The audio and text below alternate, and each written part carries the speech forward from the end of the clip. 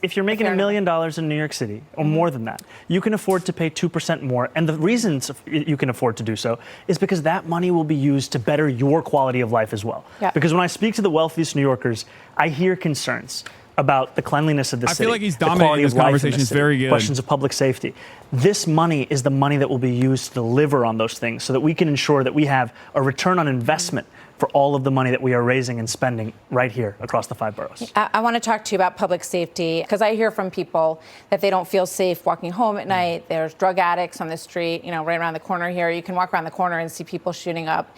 A lot of garbage on the streets right now. The subway is something that people are really They invented garbage cans last year, bro. 25-year-old David Mazaregos had a 20-inch sword. He's the suspect in this case. He was out. Okay. They lowered his if the bail wealthy so want he to could get appreciate out. a He was beautiful already city waiting a that's trial well run, for, they have to attacking open up their Chelsea, wallets a little 33 bit. past That's how this arrests. works. A lot of You these were in crimes are favor crimes of born out of bail people reform. not Does getting that the make you appropriate wanna change treatment your that they mind or think need. twice It's about that simple. reversing that? People want to live in New York This City, is a but they don't want to horrific pay New York incident, City and it's the taxes. same video that It's I've ridiculous. There's a it's reason one why that it's one of the horrifies New best Yorkers cities across in the the 5 United boroughs, States and of it's America. completely Okay, I say that unacceptable. as someone who And what doesn't it live makes there, me but I think love about New York is City. this: how do we end the revolving door? Because when you look further into the case of whether this individual or so many individuals, especially those suffering from mental health issues, what we find is so often the only mental health system that we have that's functioning in the city is Rikers Island. Imagine if you're this family,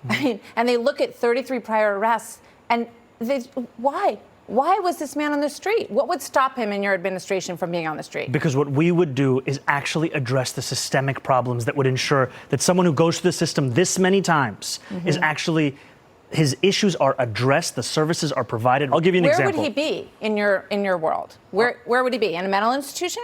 He would actually be getting services from the first time that he was arrested, as opposed to having to go through them 33 times. If you look at the New York Times, they did an investigation on 1,000 different incidents of violent crime in the city tied to mental health episodes. Yeah. They found that so many of those same New Yorkers were failed by the interactions they had with the city when they went for help, for mental health assistance.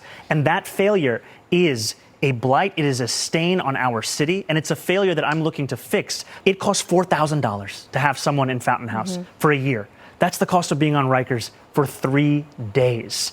And what we see, however, is that those services, they increase employment by 50%, they reduce hospitalization by up to 45%, and they actually reduce the cost of healthcare as well for those same New Yorkers. Oh my God. That was a spectacular performance in an incredibly contentious environment, in an incredibly contentious media landscape and environment.